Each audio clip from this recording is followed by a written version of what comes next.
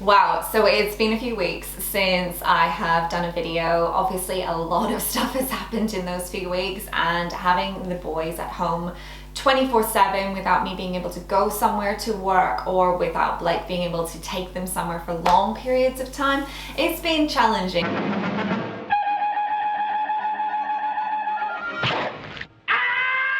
To get time to do filming on top of having to pivot my business pretty much. But anyway, I wanted to come to you guys with a nice story. I wanted to share the birth story of Stone, my second son, who is now 16, almost 17 months old. Crazy.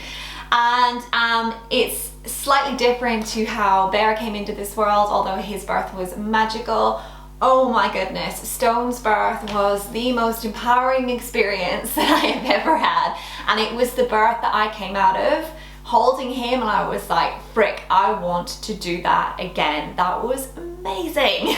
And I didn't think it was possible to feel that way about something that people say is so painful and scary and traumatizing. It was amazing. A little tiny bit of background for the time around Stone's birth. He was due at the end of November 2018. We had been living in country New South Wales, and we're on the way to move over to where we are now in the beautiful Byron Shire. We were going to come to Byron for the birth and then go back to country New South Wales, go through the newborn bit and then come back here and settle, but in the last couple months of my pregnancy, we made a really quick decision that we would just come here, have the baby and stay here. It all worked out wonderfully, but I would not recommend doing that in the last month of your pregnancy to anybody. It was crazy. Thank goodness Blake's mum was here from Canada for a few weeks, and it wasn't planned that way, but when she told us she was coming, we were like, well, hey, actually, we're pregnant, and that will be super handy. So very grateful that she was here because we don't have any other family, and we were moving to an area where we wouldn't have any friends. So we rented an Airbnb for 6 months, sort of mid-November to mid-December, to make sure that we had at least a house to live in while the baby was due to be born. We got into the Airbnb and we settled, and then not long after, maybe a couple weeks after being there, we were already looking for houses. We found what is now our house, which we absolutely love, and ended up signing our lease for that. But then we had to decorate a house because we sold everything when we left Sydney. So meanwhile, I'm like 39 weeks pregnant. A lot of our stuff was still in country New South Wales. We had a few tough decisions. Blake ended up driving to back to the country, 8 hours inland. I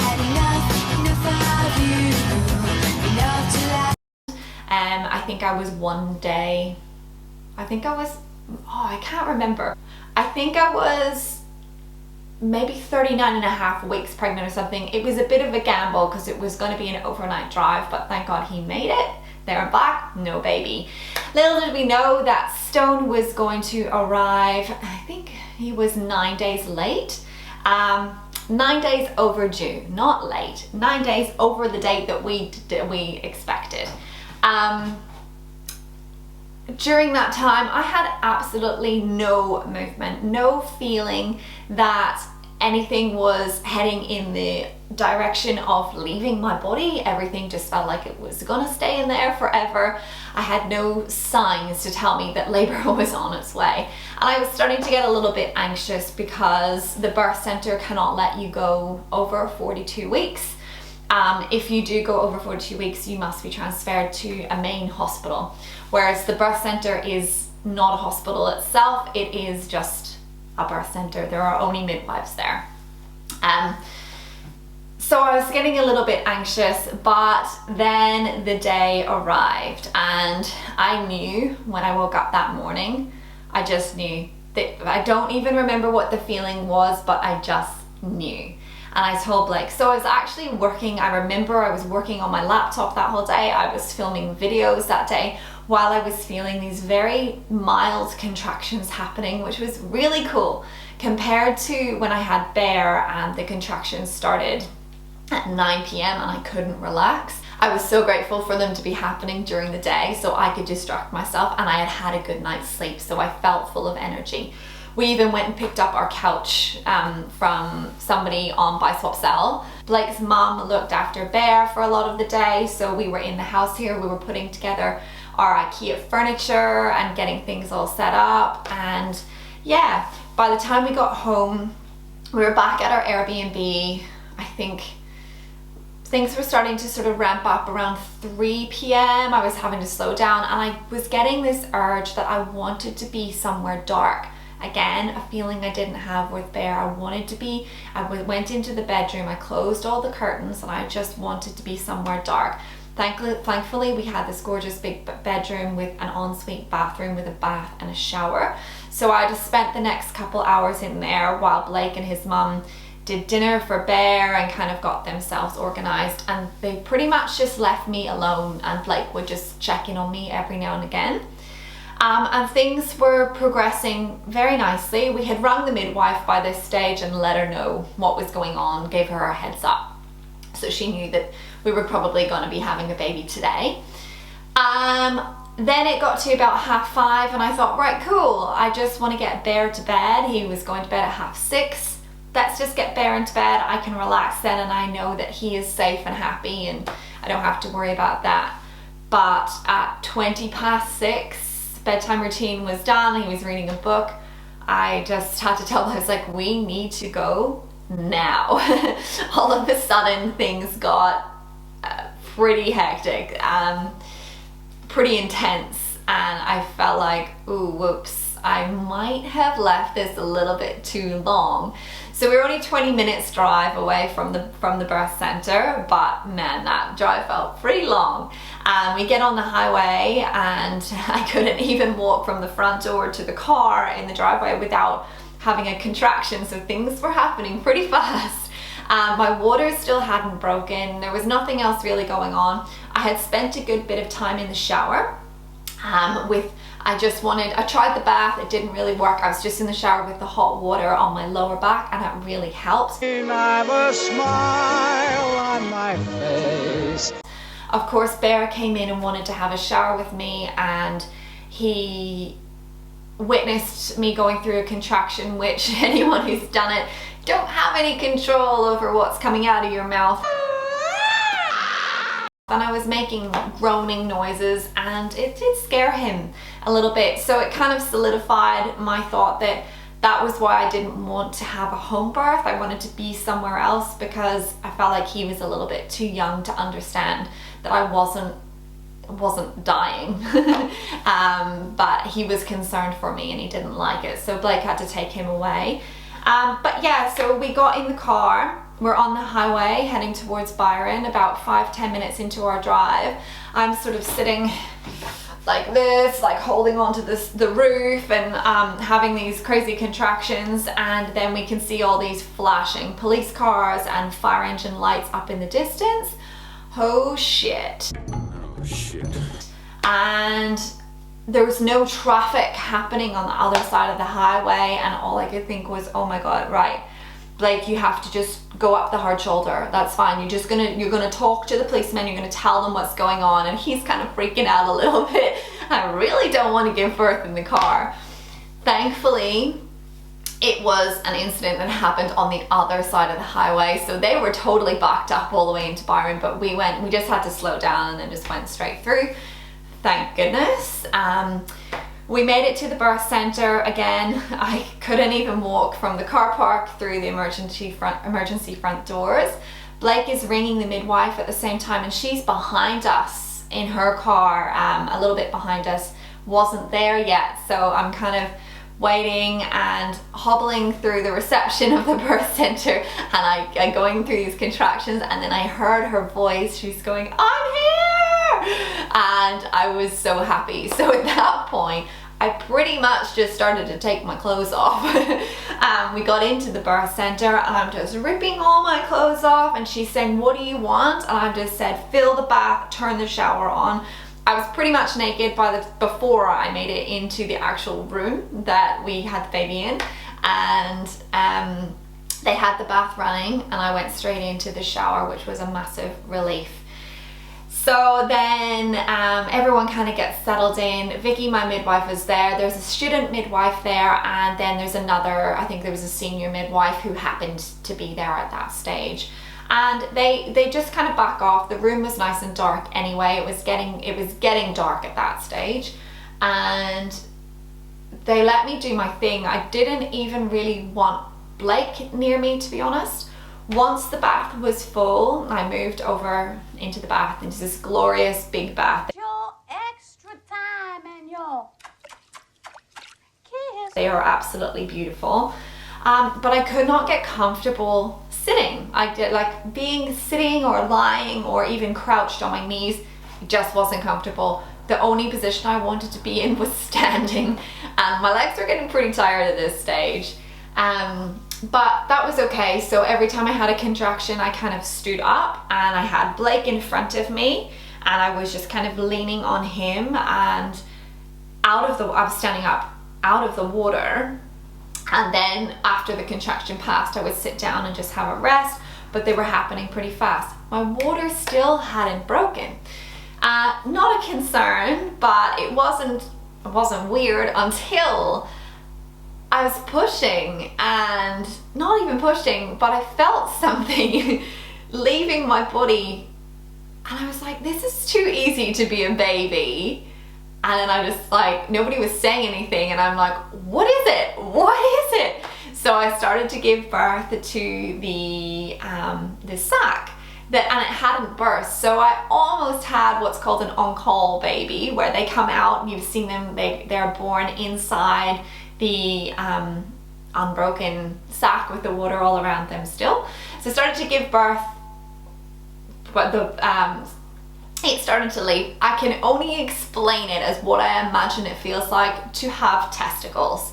It was so weird. And like I said, yeah, it was very weird. So I pushed a little bit, and then eventually, as it came out a bit further, it did burst itself. A couple more contractions, and then this urge to push, I could not control it. It was insane, because again, it was something I didn't experience with Bear. And I remember asking Vicky, I was like, I need to push, and I'm going to push. She's like, so push. And I was like, okay. And I think it was maybe 3 more contractions, and that was it. Stone was born. There was a point where, as he was starting to come out, Vicky did say to me, you need to decide right now. You either need to be in the water or out of the water to have him. You can't be up and down. So I tried to sit down again, wasn't happening. So I gave birth to him in the bath, but not in the water. I was standing above it. So as soon as he came out, I kind of grabbed him, held him, and then sat down in the water with him. And it was just amazing. And then I didn't even know if it was a boy or a girl. I didn't care. Plus he's kind of slippery, and you don't want to check in case you drop the baby. So yeah, all in all, we were in the birth center for 45 minutes before he was born. So it was a little bit too close for comfort. I will learn from this time, because I would suspect that this birth would be faster again. So I need to listen to my body a little bit more. I do not want to have a baby in a car. After that, then they just moved me to the bed, and they moved me to the bed, and we kind of relaxed. A little bit of shock kind of sets in, and I get really, really shaky. And I remember this with Bear, but it's just shock. Your whole body is like, what just happened? That's mental. And all the hormones are rushing through, the adrenaline is rushing through. So I started to shake like really uncontrollably. They give you lots of warm blankets, keep you warm, and you've got baby on you. He started feeding straight away, because second time around, I'm much more confident and I know what is going on. I think within the next sort of hour, maybe hour and a half, I gave birth to the placenta naturally, which again was something that I was really wanting to happen this time, and they were wonderful and let it just go through the process. I did have to have a couple stitches, and that could be due to like the speed that Stone came, but it was very, very minor. completely unnoticeable, completely healed fast, much faster than with Bear. And yeah, then we were home by 10:30 that night. So that was us. He arrived like just after 7. We were home by about 10:30. Blake's mom couldn't believe.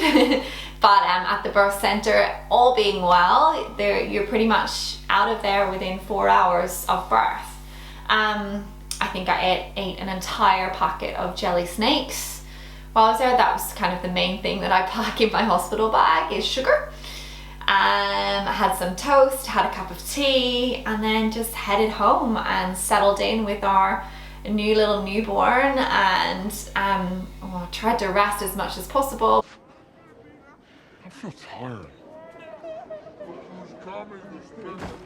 Before we got up, but it kind of feels like the night before Christmas, and I'm so excited to show Bear his little brother, and yeah, just see how life feels with 2 kids from then on. It's pretty crazy, but it was truly a wonderful experience, and not that my first experience was a negative one, but the fear is completely wiped away.